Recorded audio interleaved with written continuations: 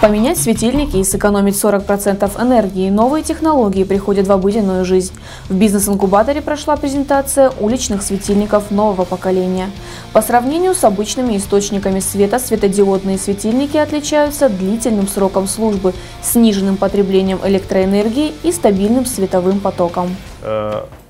Мы все умеем считать деньги.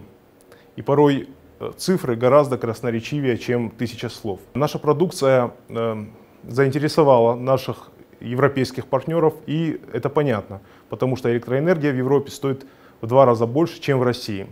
Но, как мне кажется, электроэнергия в России дорожает, и она будет дорожать. Поэтому подобные технические решения, они будут востребованы на рынке. Представители компании Pandora Trade в феврале этого года присутствовали на открытии IT-парка Алания.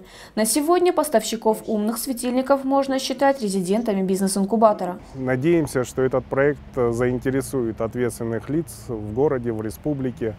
А мы со своей стороны приложим все усилия, чтобы помочь в продвижении этого интересного экономичного проекта. Ну и также ждем с нетерпением других разработчиков, которые бы тоже готовы предоставить им конференц-зал и любую площадку, которая им понадобится, чтобы они предоставили свои проекты и рассказали о них. От слов к делу. Вечером после презентации Сослан Салказанов продемонстрировал работу светильников. На пересечении улиц Даватора и Хаджи Мамсурова установлена пробная партия фонарей. Интенсивность светопотока регулируется с помощью компьютеров.